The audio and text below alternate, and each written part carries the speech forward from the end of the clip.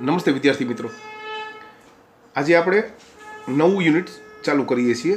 આજે ચેપ્ટરનું નામ છે ધ્રુવીભવન. ધ્રુવીભવન શબ્દથી આપણે બધા પરિચિત છીએ, છતાં અવારનવાર જે વ્યાખ્યા 3-4 પૂછાય છે, બરાબર, એનું આપણે રિવિઝન કરી અને ત્યાંથી સ્ટાર્ટ કરીશું. ખૂબ અગત્યનું ચેપ્ટર છે, લગભગ 14 માર્કનું છે, પણ ઓપ્શન સહિત તમે ગણો તો 18 થી 20 માર્કનું તમને મળી રહેશે. જે પણ 5-7 ક્વેશ્ચન છે અવારનવાર રિપીટ થતા હોય છે, પૂછાતા હોય છે. જે તે ક્વેશ્ચન વખતે હું તમને કહીશ, બરાબર, તો થોડુંક ધ્યાન રાખશો તો અઘરું નહીં પડે. તો પહેલાં તો અધ્રુવીભૂત પ્રકાશ. અધ્રુવીભૂત પ્રકાશ આપણે ભણી ગયા છીએ બાર સાયન્સમાં કે સાદો પ્રકાશ છે એ અધ્રુવીભૂત પ્રકાશ છે. તો ફિઝિક્સની ભાષામાં, સાયન્સની ભાષામાં જે પ્રકાશના વિદ્યુત સદિશોના દોલનો પ્રકાશ પ્રસરણને લંબ દિશામાં શક્ય એવી બધી જ દિશામાં હોય તો એનો અધ્રુવીભૂત પ્રકાશ કહેવાય. દાખલા તરીકે કોઈ પ્રકાશના તરંગોને આ દિશામાં છે, કોઈ આ દિશામાં છે, આ દિશામાં છે. આ હું દ્વિપરિમાણમાં દોરું છું, બરાબર છે. બાકી આપણે ત્રિપરિમાણમાં, બરાબર છે, જે શક્ય ન બને. સ્વાભાવિક છે કે હું તમારી સામે હોત તો અત્યારે ત્રિપરિમાણમાં દોરી શકે, મતલબ કે અહીંથી પ્રકાશ આવે છે તો એક પ્રકાશના સદિશો આમ આવે છે, આમ આવે છે, આમ આવે છે, તો બધી જ દિશામાં હોય તો એને પ્રકાશ વિદ્યુત તીવ્રતા સદિશોના દોલનો, તો એને શું કહેશું આપણે? અધ્રુવીભૂત પ્રકાશ કહેશું. તલ ધ્રુવીભૂત પ્રકાશ, તો જે પ્રકાશના વિદ્યુત સદિશોના દોલનોની દિશા એક જ હોય તો એને શું કહેશું? તલ ધ્રુવીભૂત, અથવા તો સાદી ભાષામાં ધ્રુવીભૂત પ્રકાશ. તલ જે છે એ સમતલનો અભ્રંશ છે, સમતલની જગ્યાએ તલ છે, એટલે સમતલ ધ્રુવીભૂત, મતલબ કે તલ ધ્રુવીભૂત પ્રકાશ. ધ્રુવક, તો જે સાધન અથવા તો રચના વડે અધ્રુવીભૂત પ્રકાશનું ધ્રુવીભૂત પ્રકાશમાં રૂપાંતર થઈ શકે, એટલે કે પ્રકાશનું ધ્રુવીભવન થઈ શકે, એને આપણે શું કહીશું? ધ્રુવક, બરાબર, એટલે કે પોલેરાઇઝર કહેશું. કારણ કે ધ્રુવીભવન છે એનું અંગ્રેજી થાય પોલેરાઇઝેશન. પોલેરાઇઝેશન. અને જે સાધન વડે પોલેરાઇઝેશન થઈ શકે એને શું કહેશું? પોલેરાઇઝર. વિશ્લેષક, મતલબ એનું અંગ્રેજી છે એનેલાઇઝર. એનેલાઇઝર. તો જે સાધન વડે, જે રચના વડે આપેલ પ્રકાશ ધ્રુવીભૂત છે કે કેમ એ નક્કી કરી શકીએ, એ રચનાને, એ સાધનને આપણે શું કહીશું? વિશ્લેષક, એટલે કે એનેલાઇઝર કહીશું. તો અધ્રુવીભૂત પ્રકાશ, તલ ધ્રુવીભૂત પ્રકાશ અને ધ્રુવક અને વિશ્લેષક, આ આપણે વ્યાખ્યા જોઈ. હવે એના માત્ર રીત, એટલે કે તલ ધ્રુવીભૂત પ્રકાશ મેળવવાની માત્ર રીતના નામ તો અલગ અલગ રીત હોય છે. એમાં પરાવર્તનથી મળી શકે, દ્વિવક્રીભવનથી મળી શકે અને અંશતઃ શોષણથી મળી શકે. અંશતઃ શોષણથી મળી શકે. અને એ સિવાય એક રીત છે પ્રકીર્ણન. તો એમાંની અમુક વસ્તુ આપણે ભણીશું, દ્વિવક્રીભવનની આપણા સિલેબસમાં છે. પણ અત્યારે વાત કરું તો ખાલી રીતના નામ છે, એટલે કે તલ ધ્રુવીભૂત પ્રકાશને મેળવવાની રીત કઈ કઈ? પરાવર્તન, દ્વિવક્રીભવન, અંશતઃ શોષણ અને પ્રકીર્ણન. ફરીને પરાવર્તન, દ્વિવક્રીભવન, અંશતઃ શોષણ અને પ્રકીર્ણનથી તલ ધ્રુવીભૂત પ્રકાશ મેળવી શકાય છે. હવે વ્યાખ્યા પણ અવારનવાર પૂછે છે એવી કે દ્વિવક્રીભવન એટલે શું? તમે સિંગલ વક્રીભવન શીખી ગયા છો, મતલબ કે સાદો વક્રીભવન શીખી ગયા છો કે કોઈ એક કાચનો સ્લેબ છે, બરાબર, એટલે કે ઘટ માધ્યમ છે, આ પાતળો માધ્યમ છે, પાતળા માધ્યમમાંથી ઘટ માધ્યમમાં પ્રકાશનું કિરણ એન્ટર થાય એટલે આપણે ભણતા આવ્યા છીએ હાઈસ્કૂલથી કે લંબ તરફ આંકવું વળે છે. મતલબ કે એ પોતાની મૂળ માર્ગ જે છે, એ મૂળ દિશા છે, એ શું કરે છે? બદલાવે છે. આ દિશા હતી એની જગ્યાએ આ દિશા આવી, બરાબર છે. તો આ જે ઘટના છે એને આપણે શું કહીએ છીએ? વક્રીભવન. પણ આ સિંગલ વક્રીભવન એટલે કે સાદું વક્રીભવન થયું. પણ હવે એવું ક્યારે થાય છે વક્રીભવનમાં? સાદા વક્રીભવનમાં શું હોય? સામાન્ય રીતે એક શબ્દ છે સમાન અને સમદિગ્ધર્મી.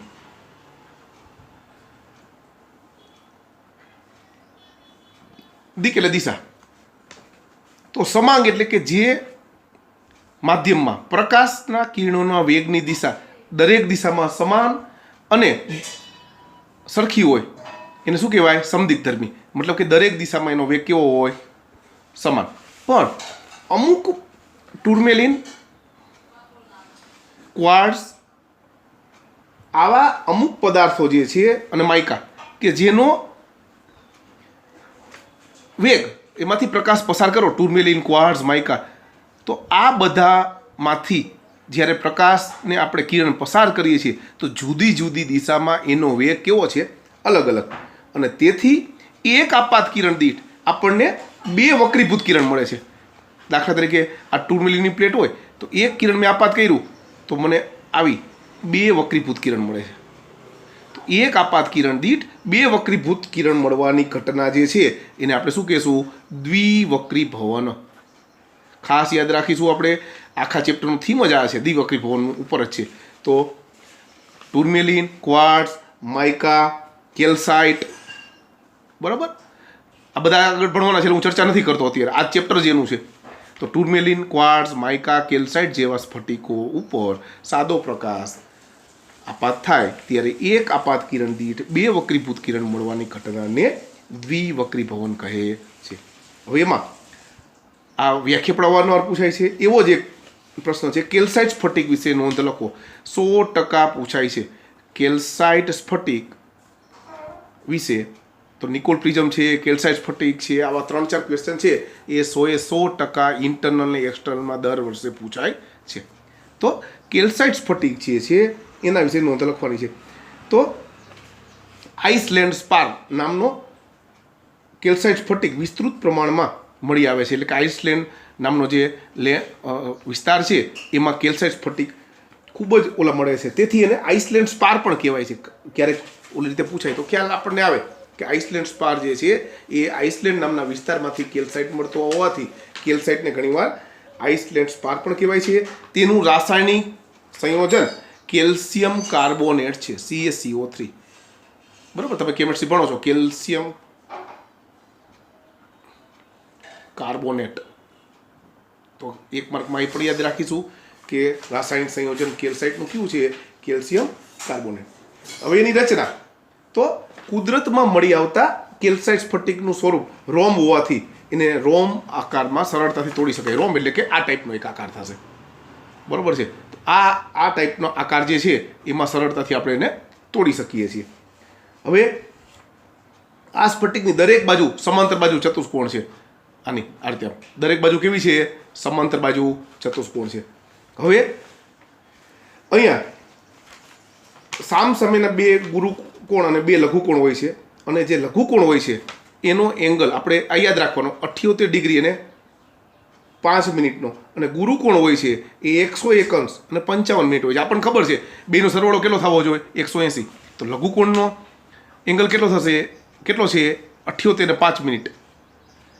ગુરુકોણનો કેટલો છે? 101 અને 55 મિનિટ. આ બેનો સરવાળો 180 થઈ ગયો, બરાબર. ગમે તે એક યાદ રાખીશું એટલે બીજો આપણને યાદ રહી જશે.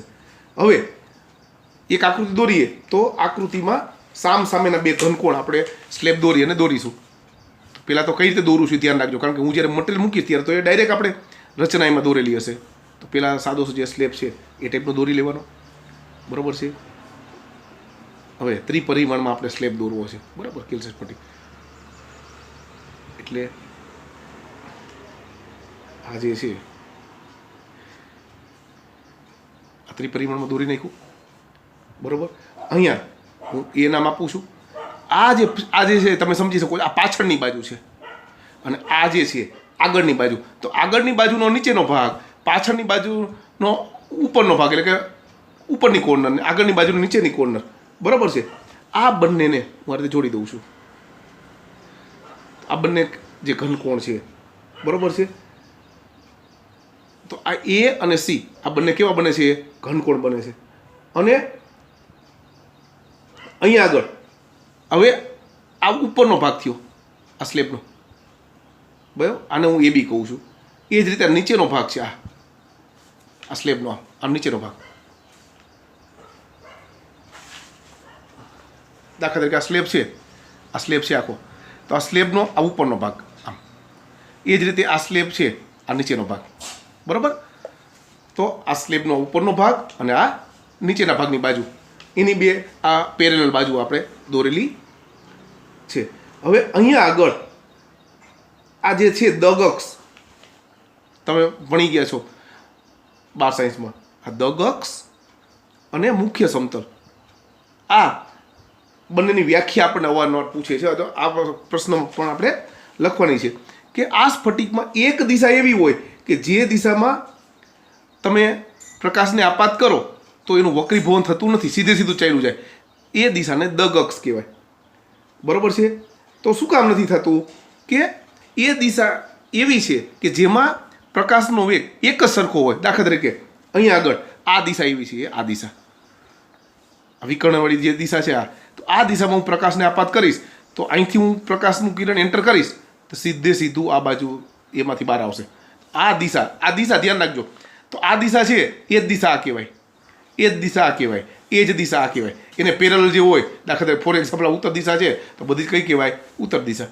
તો ફરીને કેલ્સાઇટ સ્ફટિકમાં એક દિશા એવી હોય કે જ્યાં પ્રકાશનું એ દિશામાં પ્રકાશનું કિરણ આપાત કરવાથી તેનું વક્રીભવન થતું નથી, એટલે કે વિચલન પામ્યા સિવાય સીધે સીધું નીકળી જાય છે.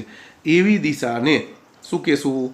દગ અક્ષ કહેવાય છે. મતલબ કે દગ એટલે દિશા, દગ અક્ષ એટલે એ એક એવી દિશા છે કે જ્યાં વક્રીભવન થતું નથી. તો શું કામ નથી થતું? કારણ કે એ દિશામાં પ્રકાશનો વેગ કેવો છે? સમાન. વક્રીભવન થવાનું કારણ જ એવું છે કે પ્રકાશનો વેગ બદલાતો હોય તો એ પ્રકાશ બીજી દિશામાં વાંકું વળે છે. બરોબર છે. 12 સાયન્સમાં તમે ભણેલા છો. હવે મુખ્ય સમતલ, તો દગ અક્ષને સમાંતર લીધેલા જે છેદ હોય એને શું કહીશું આપણે? મુખ્ય સમતલ. તો અત્યારે ફરીને હવે આ બગડી ગયું છે, હું ફરીને દોરું છું કે દાખલા તરીકે આ સમતલ આપણે દોરેલું, બરોબર. તો આ એ છે, આ સી હતું, આ બી હતું અને આ ડી હતું. તો હવે આ જે ABCD જે છે, ABCD, આ જે સમતલ છે, આ સમતલ જે છે, બરાબર, એવી જ રીતે દગ અક્ષને સમાંતર લીધેલો કોઈ પણ છેદ હોય, બરાબર, એને આપણે શું કહેશું? મુખ્ય સમતલ. તો ABCD છે એ કેવું છેદ થાય કે દગ અક્ષને કેવો થાય? સમાંતર. દાખલા તરીકે આપણે આમ છેદ લેશું તો ABCD એવો છેદ થશે કે દગ અક્ષને શું થશે? સમાંતર. હમણાં જ ઉપર મેં આ દર્શાવેલું તમને. તો મુખ્ય સમતલ એટલે કે દગ અક્ષને સમાંતર સમતલ આકૃતિમાં ABCD છે, એક આવું સમતલ છે. તો અહીંયા આપણને જો કેલ્સાઇટ સ્ફટિક જે છે એના વિશે પૂછે તો અત્યારે મેં તમને સમજાવ્યું એવું આપણે લખવું પડે. બરાબર છે.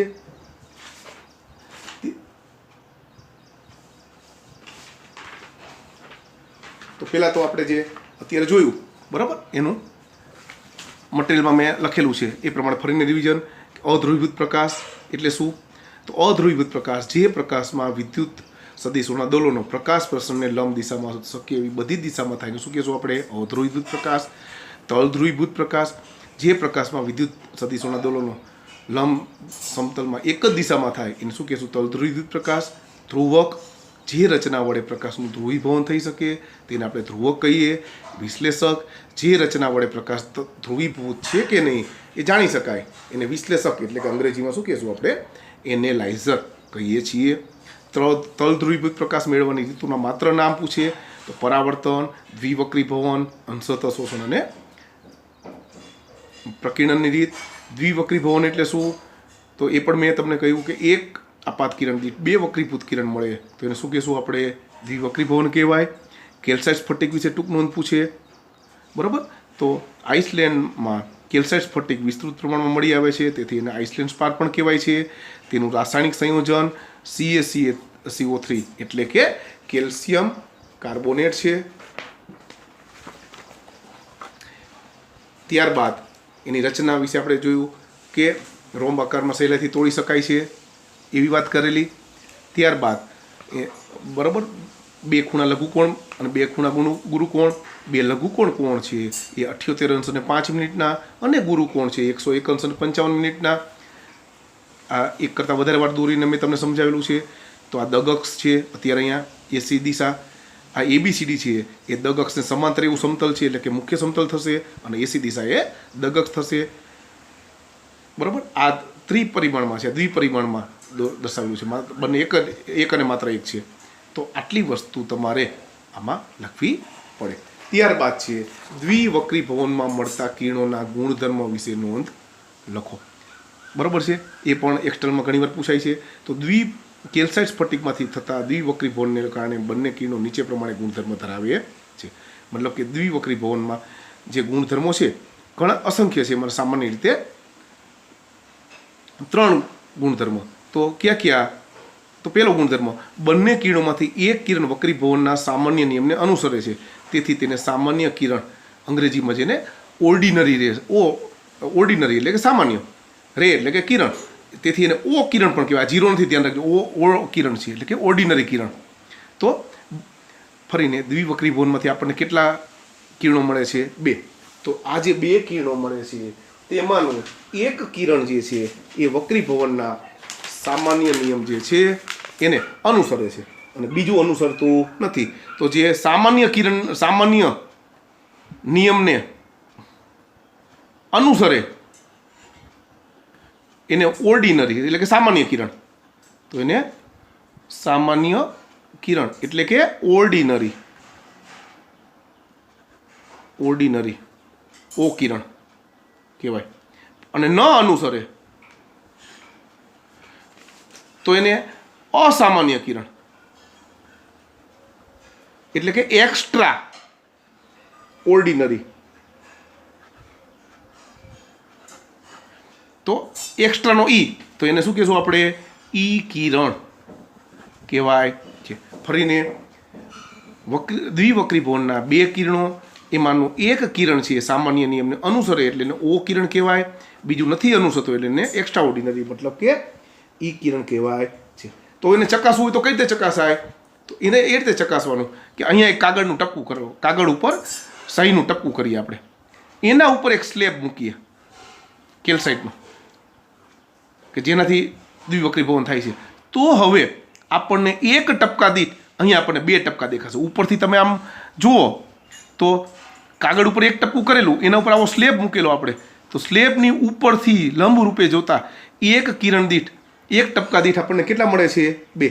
હવે અહીંયા આ 2 ટપકું જે છે એમાં હવે આ સ્લેબને હું ફેરવું છું. આ સ્લેબ છે એ સ્લેબને આમ કરી આમ ફેરવું છું, તો એક ટપકું આ સ્થિર રહેશે અને બીજું ટપકું જે છે એ પોતે આ રીતે આ સ્લેબનું આમ ફેરવીશ એટલે આ સ્થાન બદલીને અહીંયા આવશે, અહીંયા આવશે, અહીંયા આવશે, અહીંયા આવશે, અહીંયા આવશે, અહીંયા આવશે, અહીંયા આવશે, અહીંયા આવશે. મતલબ કે આ ટપકું સ્થિર રહેશે અને બીજું કિરણ આ રીતે સ્લેબને આમ દિશા ડાયરેક્શન ફેરવતો જઉં છું. ફોર એક્ઝામ્પલ આ સ્લેબ છે, આ ટપકું કરી અને તો આ ટપકું સ્થિર રહેશે અને બીજું ટપકું અહીંયા હતું, આ ટપકું અહીંયા, તો આમ સ્લેબ ફેરવતો જઈશ એટલે આ ટપકું પોતાનું સ્થાન બદલતું જશે. તો એક ટપકર સ્થિર રહેશે અને બીજું ઓની આજુબાજુ. તો જે સ્થિર રહે છે એને ઓ કહેશું એટલે કે સામાન્ય કિરણ, ઓ કિરણ. અને આ જે બીજું ફરે છે સ્થાન એને ઈ કિરણ કહેશું. એ જ રીતે બીજો ગુણધર્મ છે, સામાન્ય અને અસામાન્ય બંને કિરણો તલ ધ્રુવીભૂત થશે. સામાન્ય અને અસામાન્ય ભલે હોય તો વ્યક્તિગત તો બંને કેવા છે? તલ ધ્રુવીભૂત. બરોબર છે. પણ એક ધ્યાન રાખવાનું કે બંનેના દોલનો પરસ્પર કેવા છે? લંબરૂપે. એક માર્કમાં ઘણીવાર પૂછાય છે. તો ઈ કિરણ અને ઓ કિરણ વ્યક્તિગત બંને કેવા છે? ઈ એટલે ધ્યાન રાખજો એ અસામાન્ય ભલે હોય પણ છે તો એ તલ ધ્રુવીભૂત જ. ઓ કિરણ ભલે વ્યક્તિગત સામાન્ય છે, બરાબર છે, તો કેવા છે? તલ ધ્રુવીભૂત. પણ બંને એકબીજાને કેવા છે? લંબ. બરોબર છે. તો હવે એને ચકાસવું હોય તો આપણે કઈ રીતે ચકાસી શકાય? તો એને કાગળ ઉપર એક ટપકું મૂકો, બરાબર છે. હવે જ્યારે કોઈ એક ટપકું કરીએ આપણે અને એના ઉપર ટૂર્મેલિન પ્લેટ મૂકીએ તો જ્યારે દગક્ષ કાગળને સમાંતર હોય, બરાબર, દગક્ષ કાગળને સમાંતર હોય ત્યારે માત્ર ઈ કિરણનું પ્રતિબિંબ મળે અને દગક્ષ કાગળને લંબ હોય ત્યારે માત્ર શું મળશે? ઓ કિરણ. મતલબ કે એક સાથે બંનેના પ્રતિબિંબ આપણને મળતા નથી. એકનું પ્રતિબિંબ આપણને જ્યારે સમાંતર મળે ત્યારે બીજાનું લંબ મળે છે, બીજાનું લંબ મળે ત્યારે પહેલાનું સમાંતર મળે.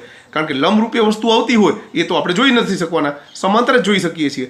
મતલબ કે આપણે એ રીતે ચકાસી શકીએ છીએ. હવે એ જ રીતે અસામાન્ય કિરણ અને સામાન્ય કિરણ માટે કેલ્સાઇટનો વક્રીભવનાંકનું મૂલ્ય કેટલું થશે? તો સામાન્ય માટે વક્રી ભવનાંકનું મૂલ્ય એક માર્કમાં પૂછાય પણ છે અને આ પ્રશ્નમાં પણ લખવું પડે. ઈટા ઓ ફોર સામાન્ય ઓર્ડિનરી, ઈટા ઓ બરાબર 1.685 1.685 હોય છે. જ્યારે અસામાન્ય માટે ઈટા ઈ એટલે કે ઈટા એક્સ્ટ્રા ઓર્ડિનરી, ઈટા અસામાન્ય, એની કિંમત જે છે એ 1.685 થી આપણને 1.486 વચ્ચે બદલાય છે, મતલબ કે 1.685 થી ઓછી હોય છે. તો સામાન્ય કિરણ માટે કેલ્સાઇટ જે છે એ સ્ફટિક પોતાનું વક્રી ભવનાંક કેટલો દેખાડે છે 1.685, અસામાન્ય માટે આ બંનેની વચ્ચેનો મતલબ કે આના કરતાં ઓછો દર્શાવે છે. તો આપણને દ્વિવક્રી ભવનમાં મળતા કિરણોના ગુણધર્મ પૂછે તો આટલું લખાય. એ જ રીતે હવે મટીરિયલ પ્રમાણે હું તમને કહું છું. તો દ્વિવક્રી ભવનમાં મળતા કિરણોના ગુણધર્મ વિશે નોંધ લખો. બરોબર છે. તો કેલ્સાઇટ સ્ફટિકમાંથી થતા દ્વિવક્રી ભવનને કારણે મળતા બંને કિરણો નીચે પ્રમાણેના ગુણધર્મ ધરાવે છે.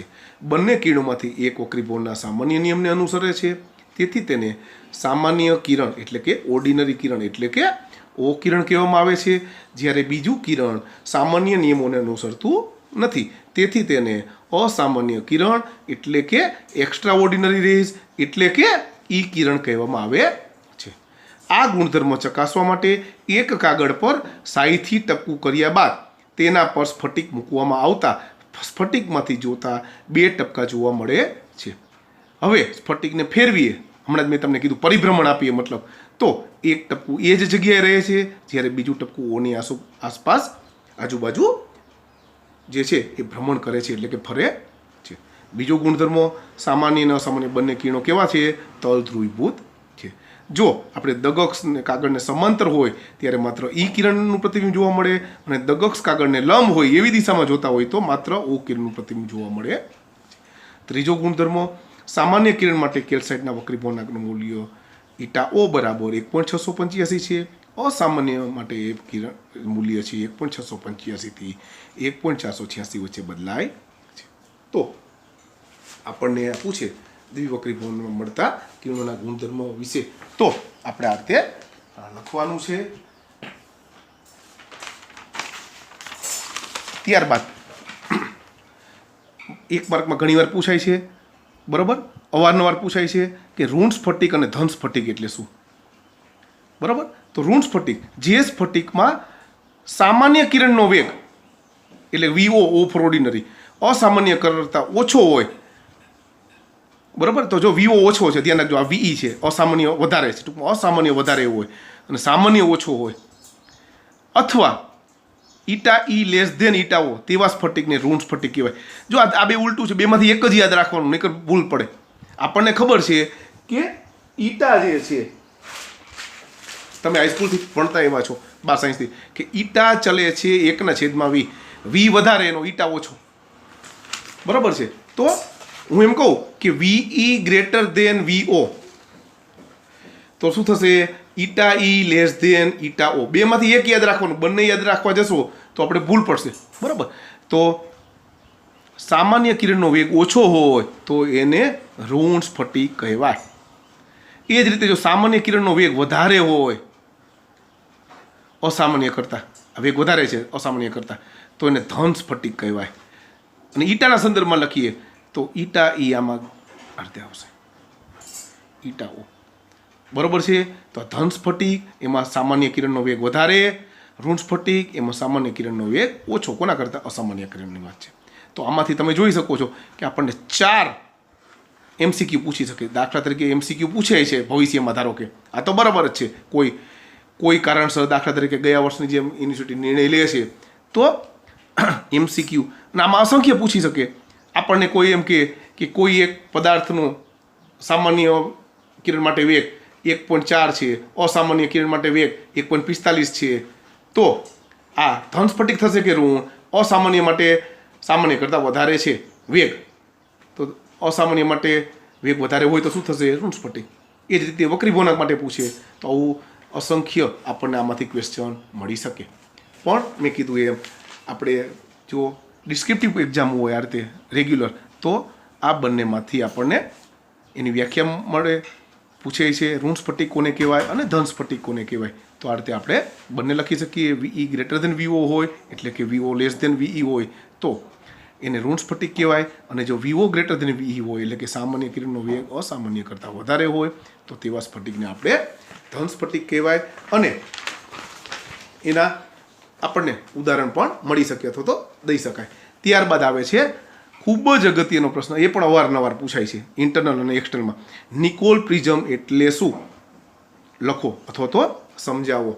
તો નિકોલ પ્રિઝમ છે એકચ્યુઅલી કેલ્સાઇટ સ્ફટિકમાંથી જ બનેલો છે, એટલે કે કેલ્સાઇટ જ છે, પણ નિકોલ નામના વૈજ્ઞાનિકે બનાવેલી રચના હોવાથી એને આપણે નિકોલ પ્રિઝમ કહીએ છીએ. બરાબર છે. તો એની રચના શું છે? તો મૂળ સ્ફટિકમાંથી રોમ્બ આકારમાં સ્ફટિકને એવી રીતે બનાવે છે કે જેથી સ્ફટિકની પહોળાઈ કરતાં લંબાઈ કેટલા ગણી છે? 3 ગણી વધારે. દાખલા તરીકે આ સ્ફટિક મેં બનાવ્યો છે તો આ પહોળાઈ આટલી છે, ફોર એક્ઝામ્પલ આ 3 છે તો આ લંબાઈ કેટલી થઈ? 9.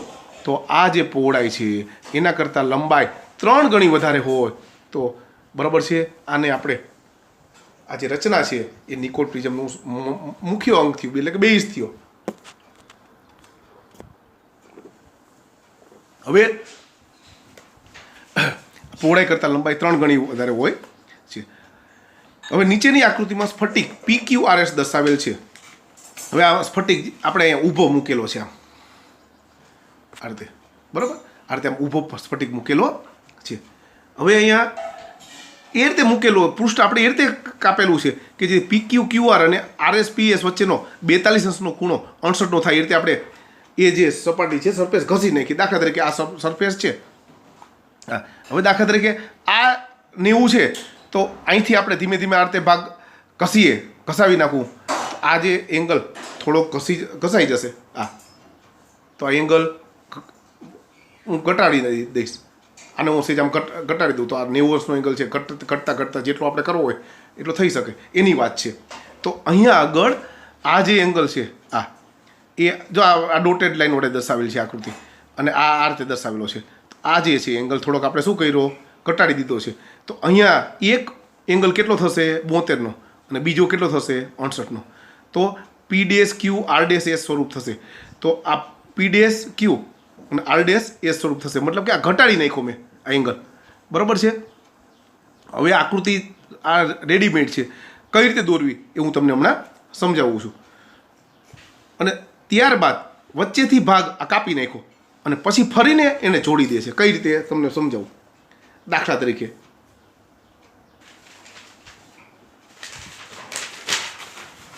આપણી પાસે એક સ્ફટિક છે,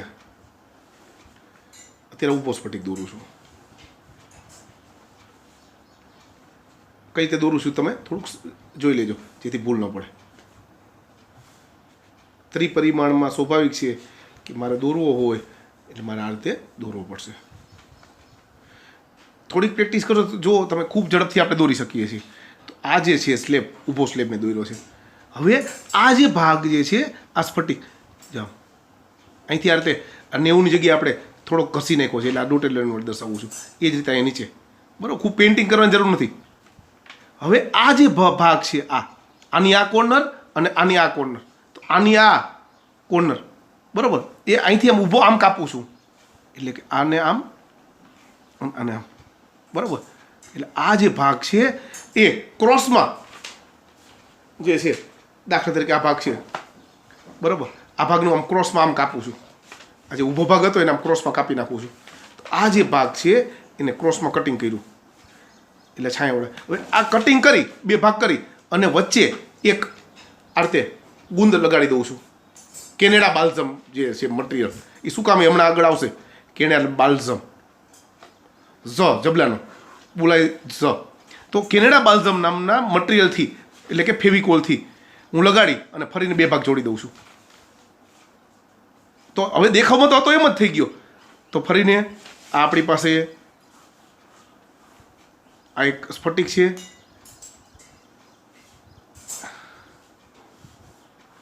બરાબર? કેટલી ઝડપથી દોરી શકાય તમે જોઈ શકો છો. અહીંયા આગળ આ ડોટેડ લાઈન વડે દર્શાવેલો છે, આ રીતે ડોટેડ લાઈન વડે દર્શાવેલા છે. અહીંયા આગળ આનો આ ભાગ અને આનો આ ભાગ, આના કોર્નર આનો આ ભાગ, આ રીતે આમ કરી બસ અહીંથી આ રીતે ક્રોસ કરી કેનેડા બાલ્ઝમથી લગાડી દીધેલ છે. તો આ જે ભાગ છે પેલા કાપ્યો ભાગ અને પછી કેનેડા બાલ્ઝમથી લગાડ્યો એટલે નરી આંખે આપણને શેપ હતો એવો દેખાણો, પણ આ જે મટીરિયલ હતું એનો વક્રી ભવનાંક કંઈક કેલ્સાઇટનો જ છે, આનો વક્રી ભવનાંક પણ કેલ્સાઇટનો જ છે, પણ અહીંયા વચ્ચે જે મેં જોડેલો છે એ કેનેડા બાલ્ઝમ છે. તો એ કેનેડા બાલ્ઝમ જે છે એ વક્રી ભવનાંક થોડોક જુદો છે. કેનેડા બાલ્ઝમનો એટલે કે સાદી ભાષામાં ગુંદર કહું છું, એનો વક્રી ભવનાંક 1.55 છે. કેનેડા બાલ્ઝમનો વક્રી ભવનાંક કેટલો છે? 1.55. જ્યારે કેલ્સાઇટ સ્ફટિકનો વક્રી ભવનાંક છે 1.65 છે. તો કેનેડા બાલ્ઝમનો વક્રી ભવનાંક 1.55 છે, જ્યારે કેલ્સાઇટ સ્ફટિકનો સામાન્ય કિરણ માટે વક્રી ભવનાંક કેટલો છે? 1.65. આ છે ગુંદર લખું છું. આ ગુંદર વાળું જે મટીરિયલ હતું એકદમ લેયર પાતળું, એનો વક્રી ભવનાંક. આ છે કેલ્સાઇટ સ્ફટિકનો વક્રી ભવનાંક. બરોબર છે. અસામાન્ય કિરણ આ કોના માટે છે? સામાન્ય માટે. એ જ રીતે અસામાન્ય કિરણ જે છે, તો અસામાન્ય કિરણ માટે 1.486 છે, હમણાં જ આપણે જોયું હતું. બરોબર છે. તો અસામાન્ય કિરણનો વક્રી ભવનાંક કેટલો છે? 1.486. સામાન્ય કિરણ માટેનો વક્રી ભવનાંક કેટલો છે? 1.55. તો સામાન્ય કિરણ માટે કેનેડા બાલ્ઝમ જે છે એ પાતળા માધ્યમ તરીકે વર્તે છે. ફરીને સામાન્ય કિરણ માટે કેનેડા બાલ્ઝમ એ કઈ રીતે વર્તે છે? પાતળા માધ્યમ તરીકે. જ્યારે અસામાન્ય કિરણ માટે એ ઘટ્ટ માધ્યમ, કારણ કે અસામાન્ય કિરણનો વક્રી ભવનાંક કેટલો છે? આટલો. તો સામાન્ય એક જ મિનિટ ફરીને આ કેનેડા બાલ્ઝમ એટલે કે ગુંદર, આ સામાન્ય માટે 1.65, આ અસામાન્ય એનો વક્રી 1.486. તો તમે જુઓ છો 1.65 કરતાં 1.55 કેવો છે? ઓછો. આના કરતાં ઓછો છે. એટલે કે સામાન્ય કિરણ માટે બરોબર છે 1.65 કરતાં 1.55 ઓછો છે. મતલબ કે સામાન્ય કિરણ માટે ગુંદરવાળું માધ્યમ છે એ પાતળા માધ્યમ તરીકે વર્તે છે, પણ અસામાન્ય કિરણ જે છે એનો માટે કિરણ આપણે કેલ્સાઇટ સ્ફટિકનો વક્રી ભવનાંક 1.486 છે, પણ એના કરતાં વધારે છે આ બધું. એટલે કે અસામાન્ય કિરણ માટે કેનેડા બાલ્ઝમ ઘટ્ટ માધ્યમ તરીકે વર્તે છે. બરોબર છે. તો પ્રકાશ આપાત કરીએ તો હમણાં જ મેં વાત કરી હતી એ પ્રમાણે એક આપાત કિરણનું બે વક્રીભૂત કિરણ, આ એક જ આપાત કિરણના બે વક્રીભૂત કિરણમાં રૂપાંતર થયું, દ્વિવક્રીભવન થશે. એટલે હવે એમાં એક કિરણ ઘટ્ટમાંથી પાતળામાં ગયું કહેવાય, બીજું પાતળામાંથી ઘટ્ટમાં ગયું કહેવાય જ્યારે આ કેનેડા બાલ્ઝમવાળા મટીરિયલ ઉપર આવશે ત્યારે. અને તેથી સામાન્ય કિરણ ઘટથી પાતળા માધ્યમ પર આપાત થયેલું ગણી શકાય. સામાન્ય કિરણ કારણ કે સામાન્ય કિરણ જે છે એ જ્યારે ગુંદર ઉપર આપાત થશે ત્યારે 1.65માંથી 155 ઉપર આપાત થયું કહેવાય, એટલે ઘટમાંથી પાતળા ઉપર આપાત થયું કહેવાય. અસામાન્ય છે એ પાતળામાંથી 1.486માંથી 1.55 એટલે કે પાતળામાંથી ઘટ ઉપર આપાત થયું કહેવાય. બરોબર છે. અને તેથી એ અહીંયા આગળ અલગ અલગ ભાગમાં વહેંચાશે. હવે આપણે જ્યારે આ રચના કરી કેનેડા બાલ્ઝમ, હવે આ દિવાલ છે કાળા રંગે રંગી નાખી છે, એટલે હવે એક કિરણ છે એ અહીંયા શોષાઈ જશે અને બીજું કિરણ એ આગળ વધતું બહાર નીકળે છે. તો આ રીતે નિકોલ પ્રિઝમ વડે બે કિરણોમાંથી એક કિરણને નાબૂદ કરી અને બીજું કિરણ મેળવાય છે, અને એ કેવું મળશે? ધ્રુવીભૂત કિરણ તરીકે આપણને મળે છે. બરોબર છે. તો આ નિકોલ પ્રિઝમનો ઉપયોગ ધ્રુવક અને વિશ્લેષક તરીકે કરવામાં આવે. હવે જે રીતે મટીરિયલમાં આપણે લખીએ છીએ બરાબર એ પ્રમાણે ફરીને સમજાવી દઉં. તો નિકોલ પ્રિઝમ વિશે ટૂંક નોંધ લખો. નિકોલ નામના વૈજ્ઞાનિકે કેલ્સાઇટ સ્ફટિકમાંથી એક નવી રચના બનાવી જેને નિકોલ પ્રિઝમ કહે છે. રચના મૂળ સ્ફટિકમાંથી રોમ્બ આકારમાં સ્ફટિકને એવી રીતે બનાવી છે કે જેથી સ્ફટિકની પહોળાઈ કરતાં લંબાઈ કેટલા ગણી થાય? 3 ગણી. આકૃતિમાં આવો સ્ફટિક દર્શાવેલ છે. એક 72 અને એક 68 થાય રીતે કટ એટલે કે થોડું ઘસી અને કાપી નાખેલો છે. ત્યારબાદ આ ભાગ કાપી પોલિશ કરી એટલે કે લીસો ભાગ કરી અને કેનેડા બાલ્ઝમ ગુંદ વડે લગાડવામાં આવે છે, જોડવામાં આવે છે. આ એનું દ્વિપરિમાણ સ્વરૂપ છે. બરોબર છે. એનું કાર્ય તો કેનેડા બાલ્ઝમનો વક્રી પૂર્ણાંક 1.55 છે, સામાન્ય માટે 1.658, અસામાન્ય માટે 1.486. તો જ્યારે આપાત કિરણ એ બે કિરણોમાં પરાવર્તિત થાય છે, સામાન્ય કિરણ માટે કેનેડા બાલ્ઝમ ગુંદર છે એ પાતળા માધ્યમ તરીકે કામ કરે છે, જ્યારે અસામાન્ય માટે ઘટ માધ્યમ તરીકે કામ કરે છે. અહીંયા આની સરફેસ કાળા રંગથી રંગેલી હોય છે, ત્યારે એક કિરણ અહીંયા એ પરાવર્તન પામીને અહીંયા શોષાઈ જશે, બીજું કિરણ એ સીધું અહીંયા બહાર આવે છે. બરોબર છે. આ રીતે નિકોલની રચના વડે બે કિરણોમાંથી એક કિરણને નાબૂદ કરી બીજું કિરણ ધ્રુવીભૂત કિરણ તરીકે બહાર આવે છે. તેનો ઉપયોગ ધ્રુવક અને વિશ્લેષક તરીકે કરવામાં આવે છે. બરોબર છે. ઘણીવાર આપણને સમાંતર અને લંબ ગોઠવણી પૂછે છે. તો સમાંતર ગોઠવણી માટે ધ્રુવક એટલે કે પોલેરાઇઝર અને વિશ્લેષક એટલે કે આપેલ પ્રકાશ એ ધ્રુવીભૂત છે કે નહીં એનું નક્કી કરવા માટે જે કામ કરે એને આપણે એનાલાઇઝર કહીએ છીએ. તો અહીં આગળ બે નિકોલ પ્રિઝમને આ રીતે ગોઠવો, બરોબર છે, તો એટલે કે એની ગોઠવણી સમાંતર કહેવાય. મતલબ કે એમાં મુખ્ય અક્ષ, આની મુખ્ય અક્ષ આ છે, આની મુખ્ય અક્ષ આ છે, બંને મુખ્ય અક્ષ એકબીજાને કેવી છે? સમાંતર. તો અહીંથી આપાત થતા કિરણો આ રીતે સીધે જાય છે, કારણ કે એકમાંથી જે બહાર આવે છે આ ધ્રુવીભૂત કિરણ એ બીજામાંથી પસાર થઈ જશે એમને. તો એવી ગોઠવણીને શું કહેવાય? સમાંતર ગોઠવણ. પણ એકમાંથી આપાત થયેલો આ એકની મુખ્ય અક્ષ આ રીતે હોય, બીજી એને લંબ રૂપે આ રીતે હોય, તો એને ક્રોસ એટલે કે લંબ ગોઠવણી કહેવાય છે. અહીંથી જે આપાત થયેલું હોય, બરોબર છે, અગાઉ જણાવ્યા પ્રમાણે એક કિરણમાં શોષાઈ જશે, ધ્રુવીભૂત થયેલું કિરણ બહાર આવે છે, પણ બહાર આવતું કિરણ આને લંબ રૂપે છે, તેથી અહીંયા શું થઈ જશે? શોષાઈ જશે. બરોબર છે. તો આ કેવી થઈ? ક્રોસ ગોઠવણી કહેવાય છે. તો જો અહીંયા પડદો મૂકેલો હોય તો એક નિકોલ પ્રિઝમ અને બીજો નિકોલ પ્રિઝમ, આ એકને હું સ્થિર રાખું છું, દાખલા તરીકે આ એક નિકોલ પ્રિઝમને હું સ્થિર રાખું છું, એવું ને એવું બીજો નિકોલ પ્રિઝમ છે. હવે હું એને ફેરવતા અહીંયા બહાર જો આપણને પ્રકાશની તીવ્રતા મહત્તમ મળે તો એ વખતે આવી સ્થિતિ હશે, મતલબ કે સમાંતર ગોઠવણી હશે. પછી ફરીને હું આને ફેરવતો જઉં છું અને જો બહાર કોઈ પ્રકાશ આવતો નથી તો એવી વખતે આવી ગોઠવણી થઈ હશે, મતલબ કે તીવ્રતા કેવી હશે? બહાર આવતા પ્રકાશની શૂન્ય હશે. તો એવી વખતે ક્રોસ એટલે કે લંબ ગોઠવણી કહેવાય છે. તો આપણને સમાંતર અને લંબ ગોઠવણી કહે તો આપણે આટલું લખવું પડે. તો આજે હું અહીંયા સુધી રાખું છું. ફરીને નિકોલ પ્રિઝમ, એની રચના, સમાંતર ને ક્રોસ ગોઠવણી અને કેલ્સાઇટ સ્ફટિક, બરોબર છે,